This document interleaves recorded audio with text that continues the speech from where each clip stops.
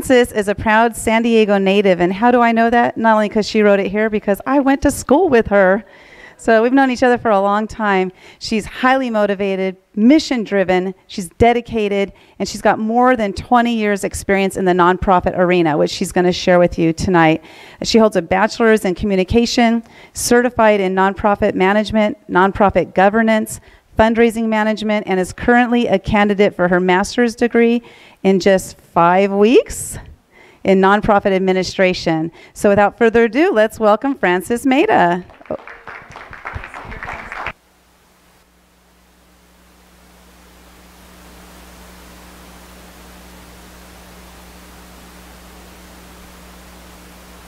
Can you hear me okay? Okay. I might get a little feedback, but anyways, good evening, and thank you, Linda, for the opportunity to...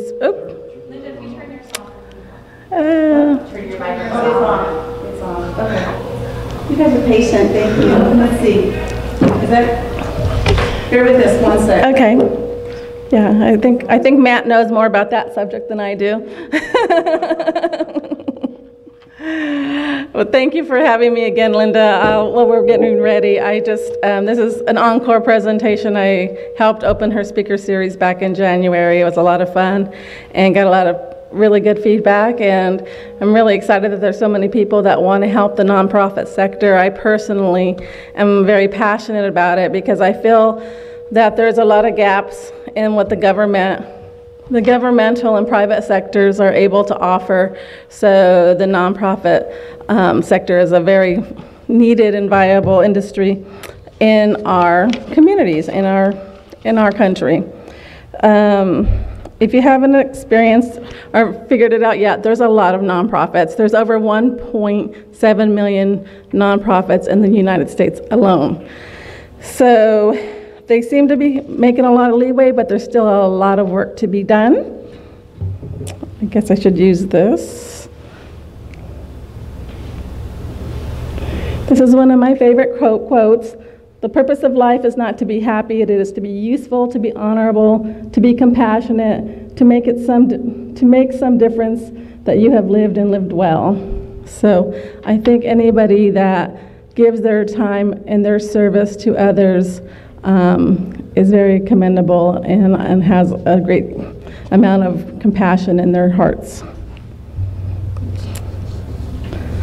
Okay, so what I want to know with a show of hands is how many of you have already been involved in a nonprofit organization? How many, as a volunteer, how many of you have served on a board of a nonprofit organization?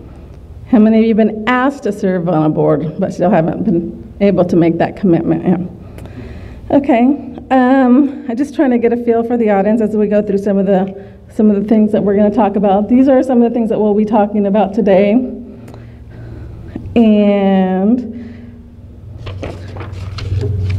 as you may know, there's a lot to talk about just looking at the agenda and knowing how vast and wide the nonprofit sector is.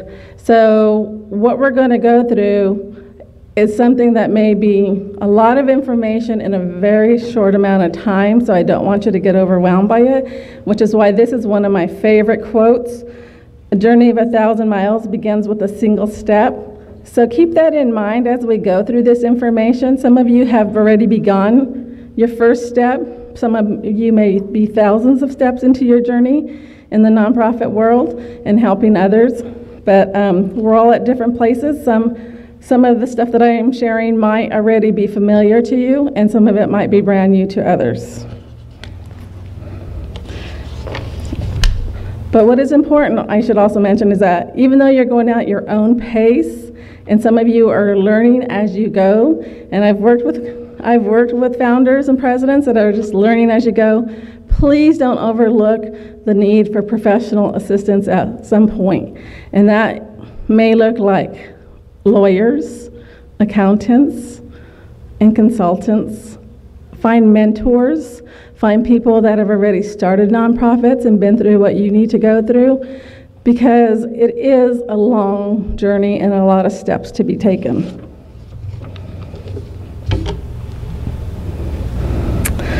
Raise your hands if you feel very passionate about the mission of the nonprofit that you want to start or are involved with. Passionate. Great. So answer these questions. How many of you have the time to commit to that passion? Okay.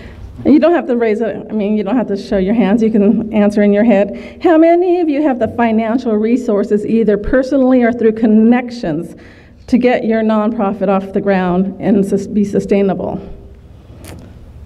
How many of you are comfortable asking for money or donations? Good.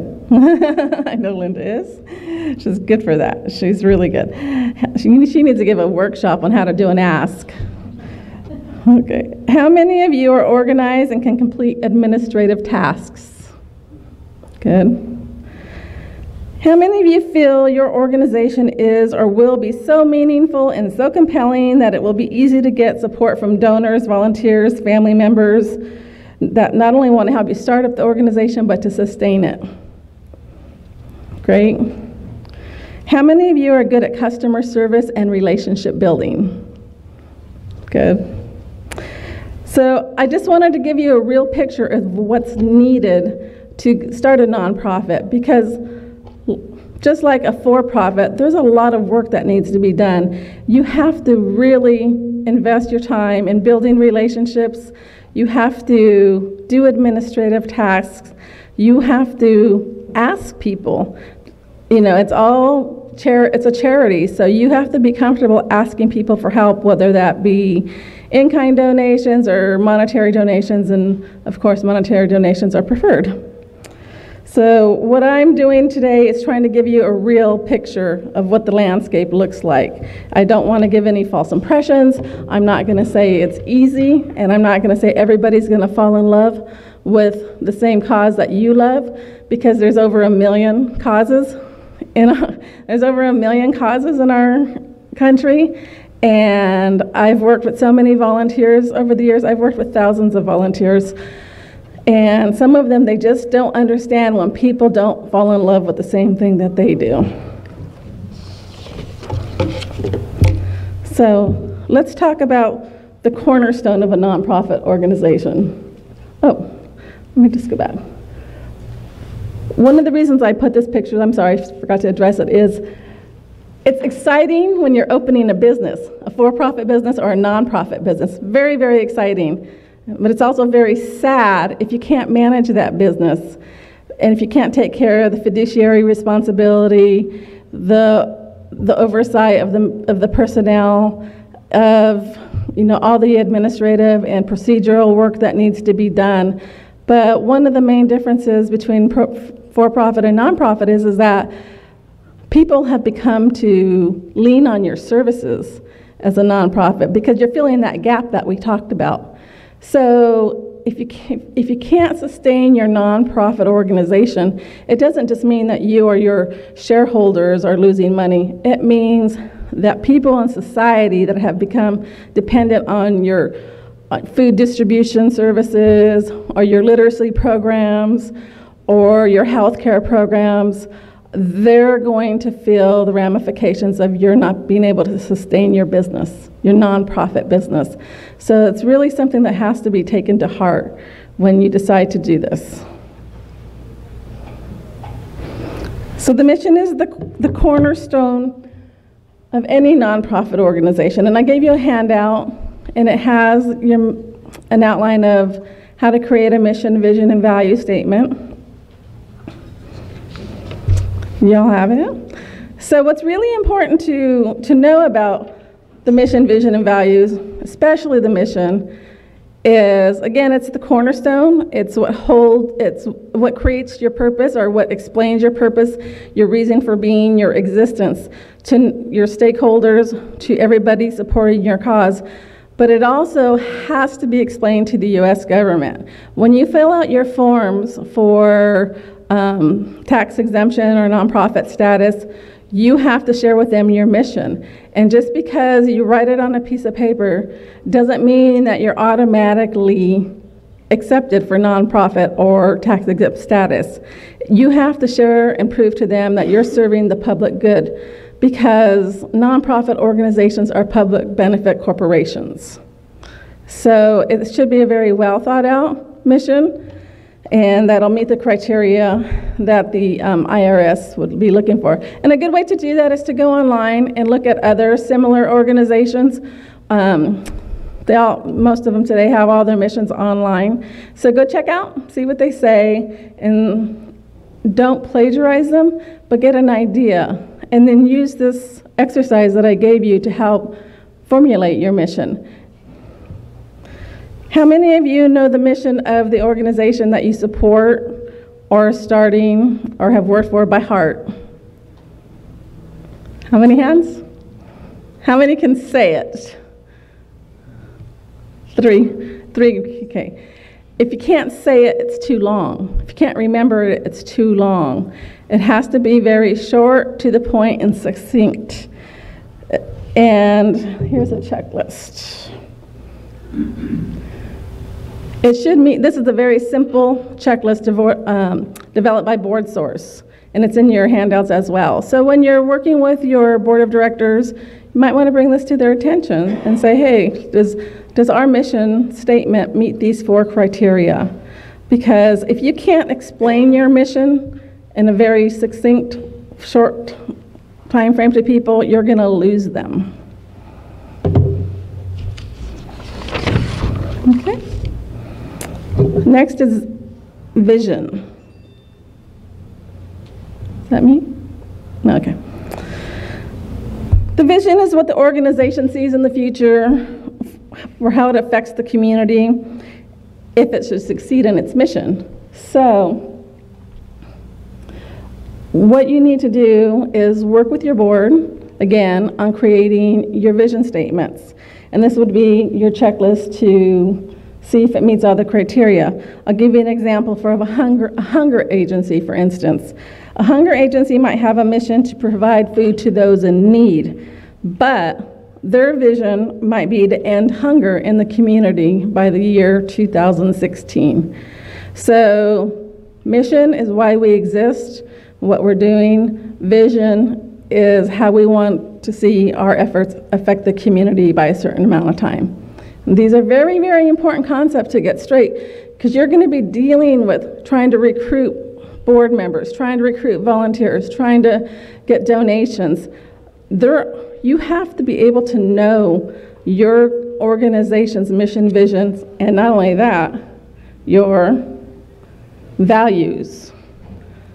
When working with internal stakeholders and external stakeholders, the values of your organization is very important. Okay. You have to make sure that your organization works in understanding the importance of shared vision, shared values. Because if you have differing values amongst the people that are leading your organization, it's going to create confusion, division amongst people internally and externally. And I'll give you an example. Okay? Here's the values checklist that you can work off of. But values are long-lasting. They're not opinions. They're not short things that you believe in for short periods of time. They sustain your organization. I've sat on several values committees, and believe me, they take a lot of thought and time to develop. We sat together, Linda and I, on a mission, vision, and values committee, and the values took the longest time to create. 5 of us, 7 hours to really hone in on and define what the values of the organization is that we want to feel comfortable sharing with the key stakeholders. An example is values lead your policies and your procedures that everybody in the organization operate by. An example is a gift acceptance policy. So if you're a health-related organization, would you accept a monetary donation? Gosh, what if it's $10,000 from a tobacco agency? $10,000 is a lot of money, can do a lot of good for your health program? If you're an environmental agency, would you accept a monetary donation from manufacturing companies that have a history of polluting the air or polluting the waterworks? What if they want to give you $20,000? That can do a lot of good too. But this comes down to what your internal values and convictions as an organization are, what you agree upon.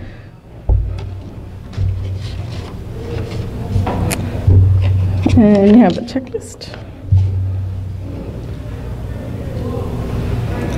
So we're going to talk a little bit about the difference between for-profits and nonprofits.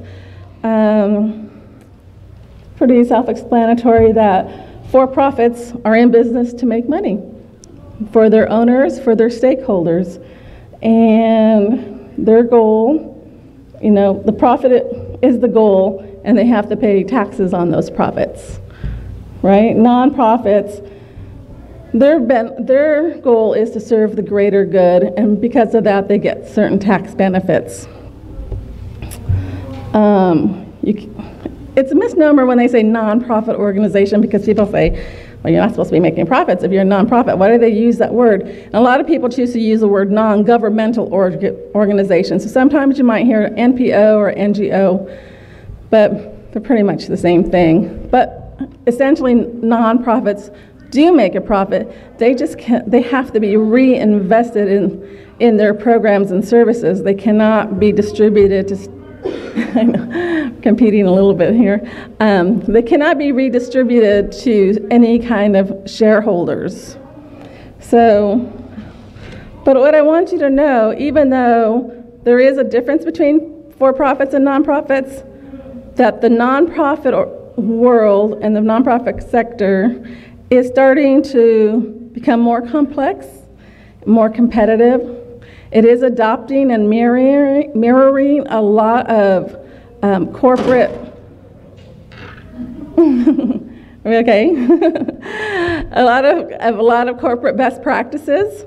So, but we are still under the same kind of ethical and compliance we have a lot of ethical and compliance regulations that have been put in place to maintain the integrity of the sector, which I think is a good thing and very important.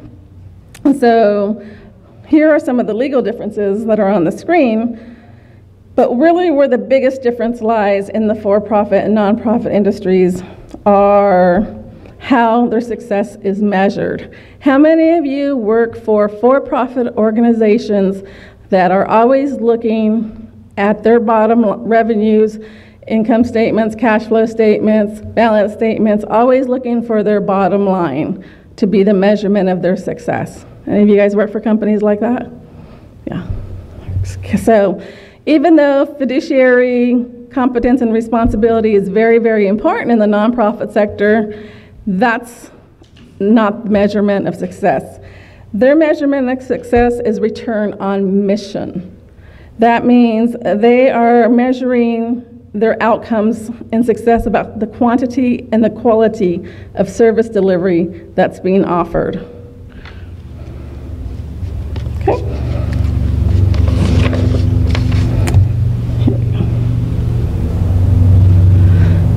So this is IRS 501c classifications. There are more than 20 501c IRS classifications. Do you know which one your nonprofit falls under? Three.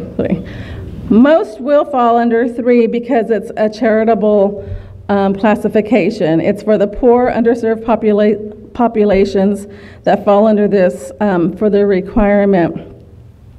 It's important for you to know which category you fall under, so that when you fill out your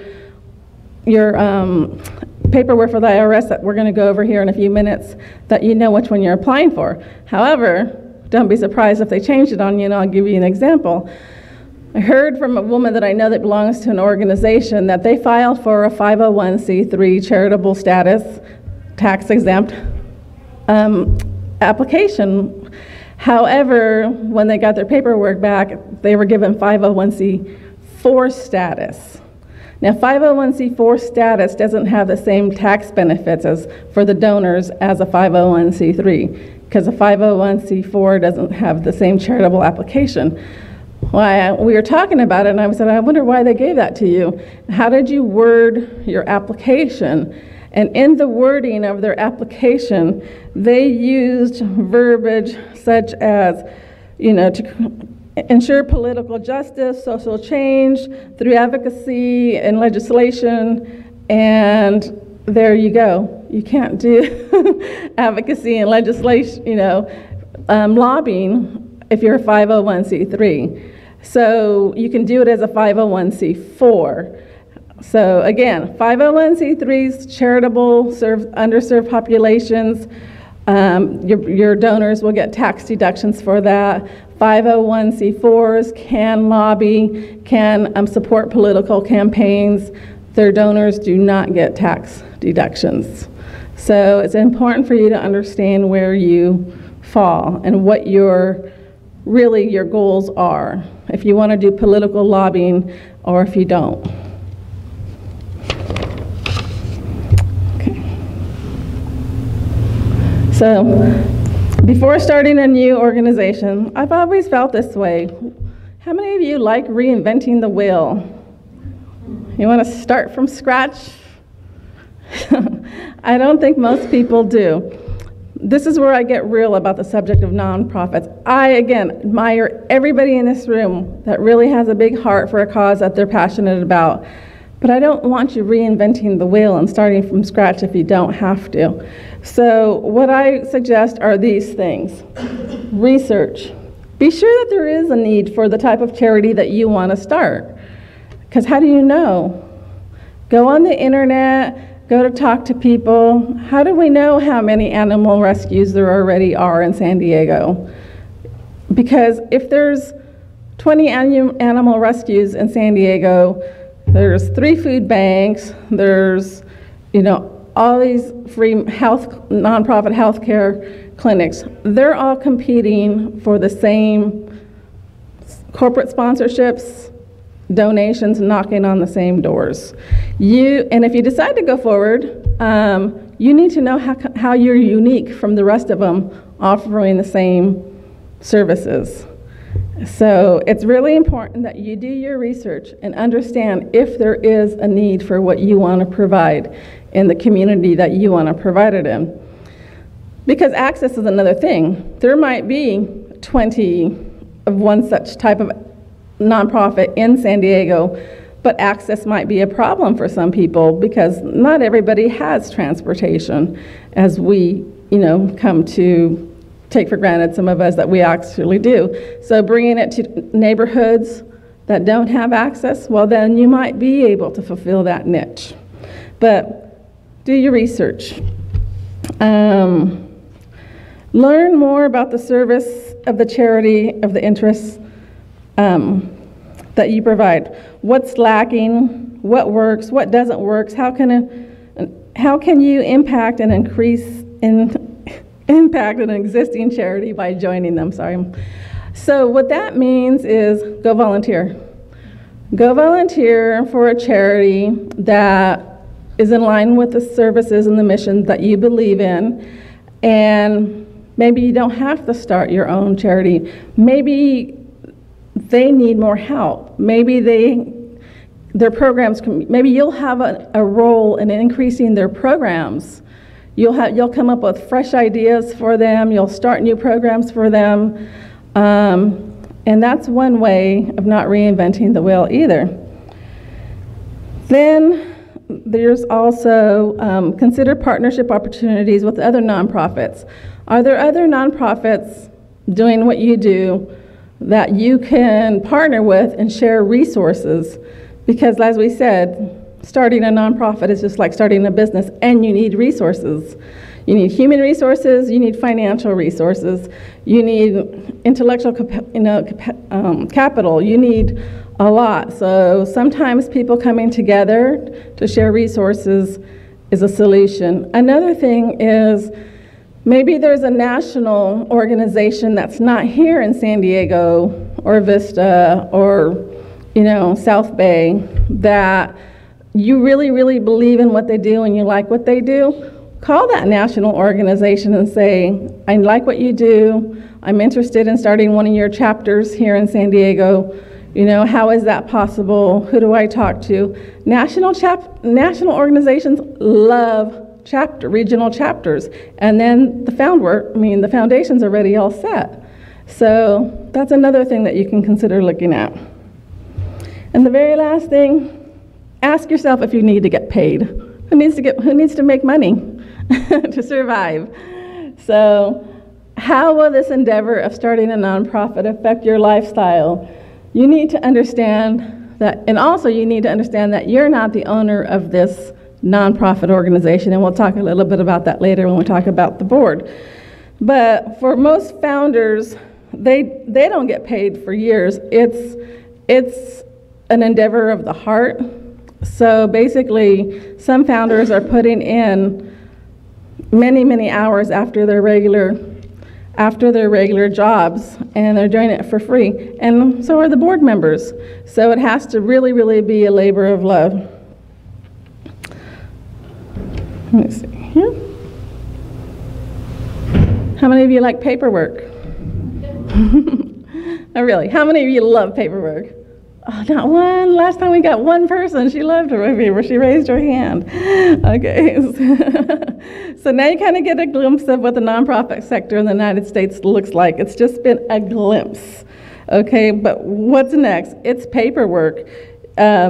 Each of you, I've given you a handout with a lot of URLs for all these forms that need to be filled out to start. How many said that they've already filed some of these forms and have already started their nonprofits? If you haven't already started your nonprofit, you need to look forward to doing this paperwork. Okay? Now, I will tell you, and also on that form, there's an author of a book. There's a woman that wrote this book, Do Your Own Nonprofit in California.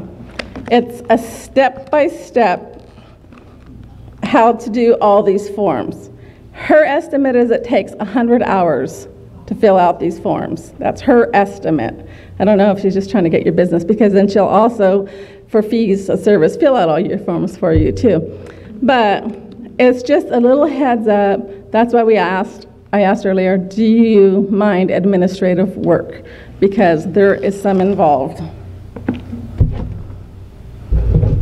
Okay, so it's a real business. A nonprofit organization is a business. It's just not a passion and a labor of love. That, of course, will make it a lot easier when you're up till 3 o'clock in the morning getting emails from Linda. People like Linda. So. I know. They're time-stamped. Okay, so here's your startup forms assistance. Okay, so these are kind of the costs involved. I'm trying to give you a real picture. So you can do it yourself. It's the cheapest way to go. You can hire consultants like the lady that wrote the book, and her contact information is on one of those sheets I gave you. It's a little, more than doing it yourself. And you can hire attorneys, which I understand from Linda and other people that have been through it. It's in the thousands and thousands of dollars for them just to do your bylaws and your articles of incorporations. You're looking at over $3,000, and that was for reviewing them. So I would advise you to explore how much time you were willing to do yourself, how much or what resources you have or what connections you have to help get some of that done. Okay.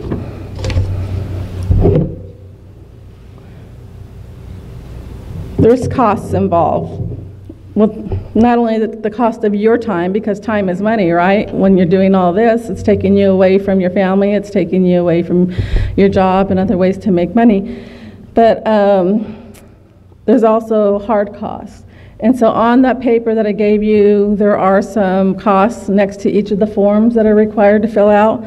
But then, as we've mentioned many times, this is a business. So you need other costs. You need professional services, right? You may need graphic designers. You may need accountants. And I would really recommend looking at accountants because nonprofit accounting is different than regular for-profit accounting. There's restricted funds that have to be accounted for when you grow far enough. There's endowments. The accountability financially is different. So I won't go into the details of that, but just know that. So finding an accountant that is familiar with nonprofit accounting would be advisable, because that is one of the biggest headaches I've seen nonprofits run into when they can't figure out the accounting part of it all. You need printing done. You need a web designer. So these are all costs. And then who's paying for all these things? Anyone have a guess? Yeah, the founder, right? The one with the vision, the one with the idea, the one that wants to move this mission forward. That person's out of their pocket regularly to get this up and going. But what a lot of founders don't know is that you can be reimbursed with a promissory note from your board of directors. So, but there has to be a vote taken, there has to be discussion on what the limits of the expenditures would be, and of course that they would be within certain boundaries and for moving the mission of the organization forward. So keep that in mind, that you can be reimbursed, because the costs add up. I'm going to talk a little bit about board of directors. I think I have like 10 minutes left. 15, okay. So again, raise your hand, how many are on board of directors? Great. So some of you know this, that board of directors have legal responsibilities. The board of directors, there is no owner. It's a public trust organization that has been trusted to a board of directors to run the organization ethically, legally, and financially responsibly. So they are the visionaries, they're community leaders, they're cheerleaders for the mission, they're ambassadors, they're potential donors, they're volunteers, they're clients and consumers of the nonprofit services themselves. So a lot of people come on board because they've experienced a personal impact that was made on them from some type of an organization. The average person joining the board has no idea what is expected of them. They're honored to be asked. Might look good on a resume. So they really need board orientation, and board training is critical. If your organization does not have yet a board training intake process, I highly, highly, highly recommend it, because I've talked to so many board members over the years that have no idea that they are really legally responsible for the conduct and the ethics and the financial management of the organization. And even if there's paid staff, even if there's an executive director and there's an accountant and a marketing director, all this still falls on the board. You are it. You're where the buck stops. So show up to your board meetings, make sure you see the financial statements, make sure they're being presented to you. Learn how to read them if you don't know how to read them. And if there's an accountant or a treasurer that's on the staff, make sure that they teach you how to read them. So, I mean, I know financial statements can be a little intimidating, but it's so, so important because you're responsible for them. There's been a lot, you've seen it in the news, Red Cross, Smithsonian Institute, Food Bank years ago, misappropriation of funds, excessive compensation packages by executives. Well, who sets the executive's compensation package? The board of directors. Who's supposed to be monitoring the appropriation of funds? Board of directors. So there's a lot of responsibility there that people don't know that they have, and they should take that responsibility seriously. And it's a learning curve. It's a learning process for some people. Don't be afraid to tell the staff or the treasurer, we need this explained to us.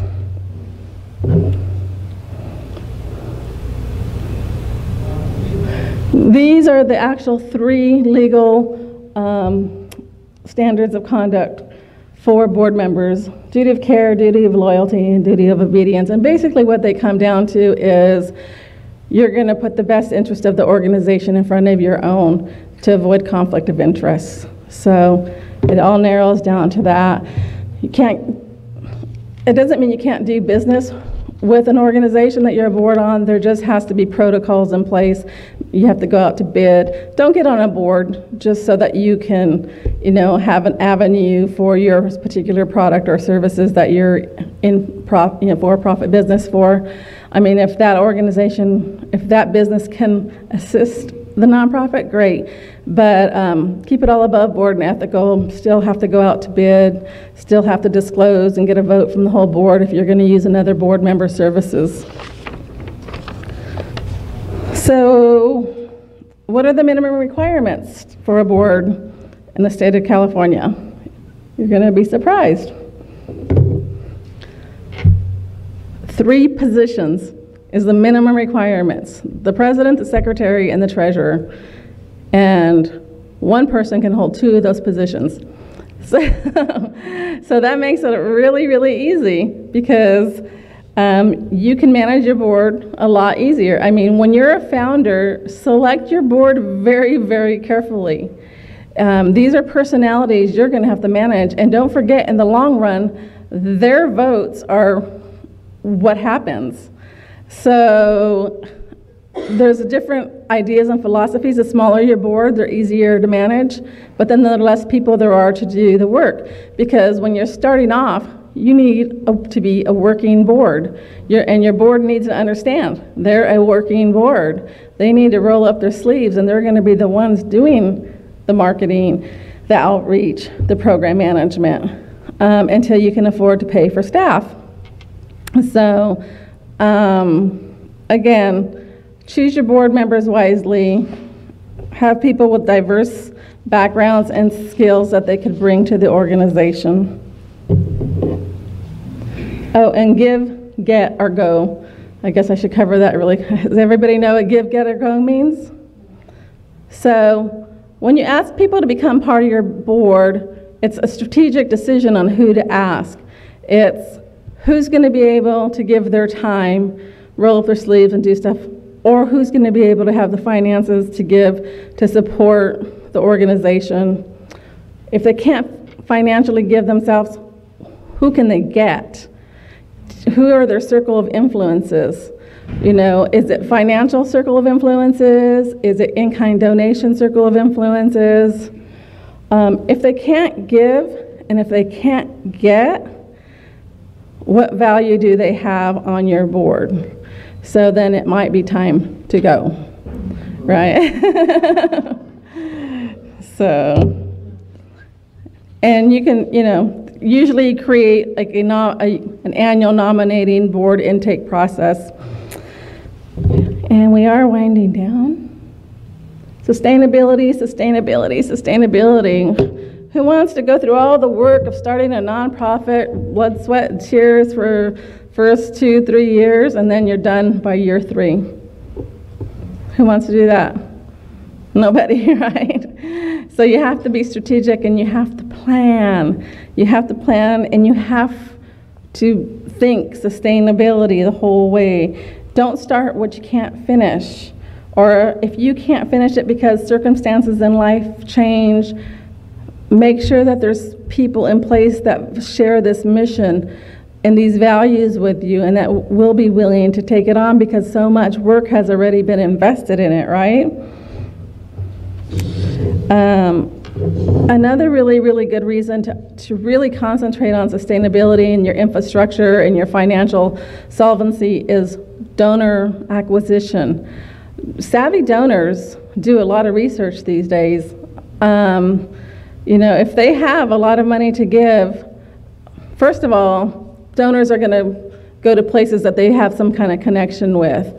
So somebody mentioned having trouble with the cats, with having people come to the cat to support the cat organization. Well, you need to find people that have been impacted by cats. Was it cats? What are dogs? Yes, dogs. Okay, there's a lot of dog lovers, but you're not going to find somebody that's into biotech or child abuse prevention, that have been affected by those areas, that are going to want to turn their interest and their money to somewhere else unless they have a lot of time and money. So the best thing you can always do to sustain your organization is find people that have been impacted with what it is your cause is, right? And they're going to do research. They're going to go online and they're going to look at your financial statements. Or they're going to go, your Form 990s are public information, your articles of incorporation are public information. So Guidestar.com, people go there. I go Guidestar off all the time. Guidestar.com. It's a free service. You just create an account. You can look up any nonprofit you want, and it shows all their financials. It shows how much they're receiving in grants, how much they're spending on executive payment. Executive payment only has to be listed if it's over $50,000. So if their executives aren't listed, it means they're making less than $50,000. So you just really want to be able to show your donors that you're strong, you're solvent, and that you're going to be around. Because personally, if I had $5,000 to give, I want to give it to an organization that I know my money is going to make not only an impact this year, but they're still going to be around in 5 years, 10 years, helping the community. That's why it's good to have good business practices are so important. So, where do you go from here? This is, again, my favorite quote. The journey of 1,000 miles begins with a single step, right? Again, some of you might be one step into it, some of you might be thousands of steps into it, but your journey's still going. I'm one of the resources I mentioned. You don't have to do the journey alone. I'm one of the resources that can help you. These are the types of things that I do to help nonprofits. Please take my name and my email, my phone number. I have business cards if you would like one after we adjourn here in just a few minutes, but I'd like to help you on your journey if you need me to. And so I thank you, and I ask if there's any questions. What I'd like to do with the questions is have you speak into the microphone, because we are videotaping this. And Amanda, if you can have the camera go on the person who's speaking. The information on Guidestar.com, is that voluntarily given by the nonprofits, or is it driven by the government? Or they're required to file to maintain their tax exempt statuses. They're required to file the 990s. Yes. So, but when they put the information on Guidestar, does that come from the nonprofits? There's two. When you go on Guidestar, you will see there's actually two links. It'll show you one link where the nonprofit submitted, and then it'll show you another link where Guidestar pulled the information from the IRS. Oh, okay. That answers my question. Mm-hmm. Thank you. And I want to stress the importance of having a working board. I started my own nonprofit 2.5 years ago, and I hadn't known that Francis was doing this at that time, which I wish I had, because I didn't have a working board, and trying to get people to work who didn't know that they were supposed to be working is very difficult.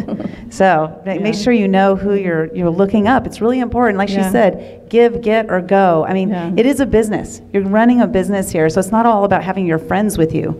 It's about making this thing viable. And did you have any question? No, I have a statement.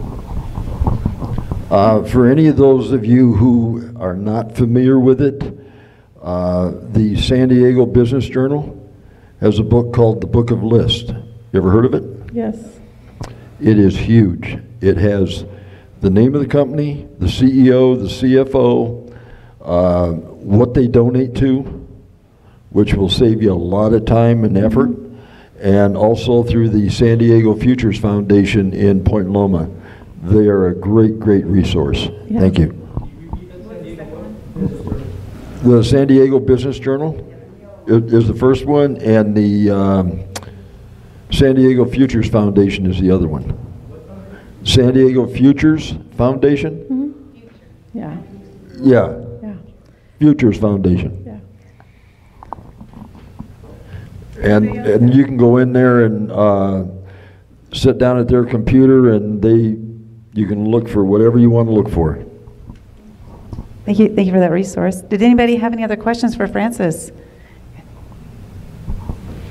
Francis, do you have any experience using things like Kickstarter or LegalZoom? No, I'm familiar with both of them, but I've never had to use either of them. I've contributed to GoFundMe and a Kickstarter campaign for other people, but I haven't started them myself. So, and LegalZoom, you have to file as a corporation. As a nonprofit, you do need to file as a corporation to protect your personal assets anyways. You potentially, I would think, be able to use, did you use LegalZoom when you filed for corporation status? I did mine myself. Yeah, she did. Yeah. So, yeah. I have a legal background, so it was easy for me to do all this stuff. But anybody can do it. You know, Yeah. you can do it. It takes a lot of research, but having a resource like Francis, or like even I can answer some questions. Yeah. I'm not a lawyer, and I don't claim to be Yeah. one, but I can at least Yeah. guide you to the right place and help you Yeah. guys save some time if you do want to do it on your own. Yeah, I did want to make a mention about the online services that do the one-size-fits-all. We don't do nonprofits. Our law firm hired another law firm, and it cost us $3,500, just as you stated. But most of our litigation cases come from the online services where they do the one-size-fits-all, and it doesn't fit all. So what I would recommend, NOLO, N-O-L-O, does a great publication of books on everything you can imagine. They're like $10 or $15 on Amazon, Yeah. and you can learn how to do it. But just doing a form without knowing what you're doing can sometimes be fatal. Just a thought. Yeah. That's great advice, great advice. Anybody else have any other questions for Francis? Just No questions? a few other little, I think I put some of these resources. Please utilize the resources that are on the pages, especially boardsource.org. If you're new into board development, board management, they're an invaluable resource. They have a lot of online information, and they also have books that you can purchase. So I would recommend that. And I know there's a seminar on fundraising coming up for Linda Speaker Series, and everybody gets so excited about fundraising, and it's like the lifeblood of your program delivery, because you need it to do your program delivery. But please don't overlook the operational and organizational management of your nonprofit, because if you don't have all your ducks in the row, the fundraising's not going to be as valuable as you think it is. And I do have an evaluation form on the table as well, so that would help me to perfect or manage my future presentation. So I'd really appreciate you taking a minute to fill that out. And I thank you for your time and inviting me here tonight, Linda. Thank you. Thank you, Francis. That was fantastic. Thank you.